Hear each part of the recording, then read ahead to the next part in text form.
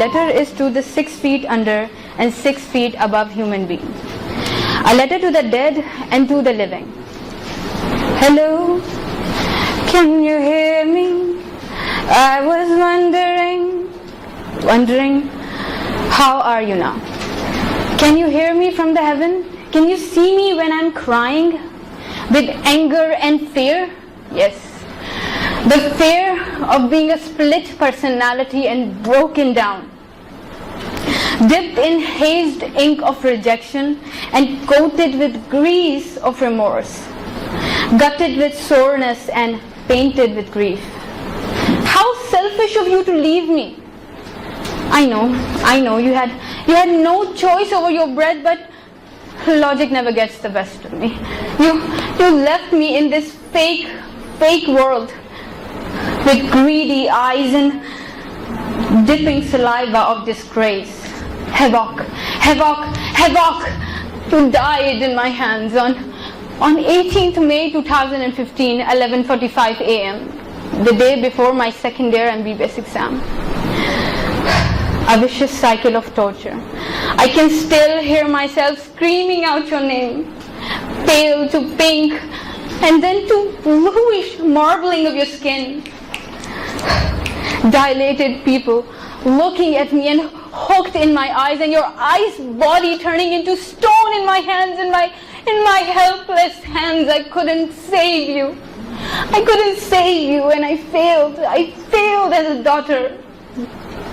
You left me without a word in this bitter, fake world with superficial smile, hideous odor and sinister vibes, ominous layer of mannequin lies, a world of minds with envious hives.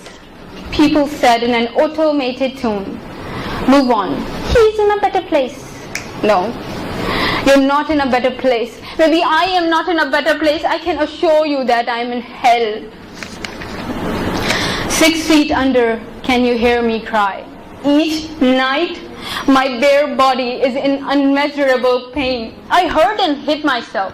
I'm not proud, but I do that. I do that to forget you, to forget your face, just like I forgot your voice. I want to forget you. They all talk about you and your death like it's an event mark on a calendar. It's a horror movie on display just for my eyes, my ears, and my senses until I become paralyzed with pain and misery. I want to forget your face. Bluish, lifeless skin, muted lips, motionless body, unresponsive to my cries. Can you hear me, dear Dad? I found a friendly figure, after your death. She cried and cried and cried and even cries now when people talk about you. I never looked at her when you were around. She was not necessary for me for a living, irrelevant person.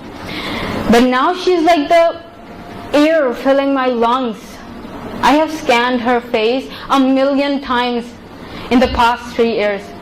Looking at her is like I'm guarding a treasure. Maybe this might be her last night. I don't want her to die.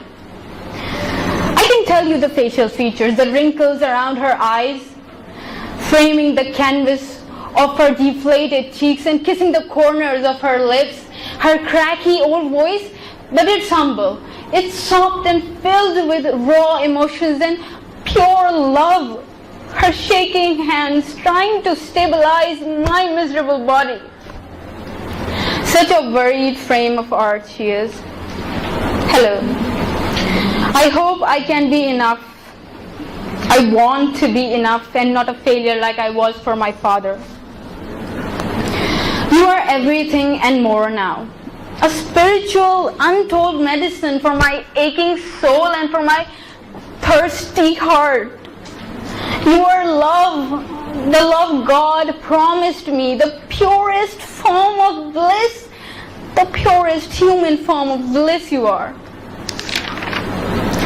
Hello, my friend. I found you after my father's death. You were not only my friend, but you had to be my sister, my keeper, my mother, and even had to put on a cape of a father. You're doing so much so much. I don't want to fail you like I failed my father. I don't want that. I want to make you proud like you are making me proud each moment. Hello, my friend, sitting in the crowd, looking at me with purest, wholesome form of love. You're the brightest and the warmest sun, and I'm your little sunflower basking in your sunlight. I wish that everyone right now would halt and pause their life and look at their parents' face right now before they're 6 feet under the ground. Thank you.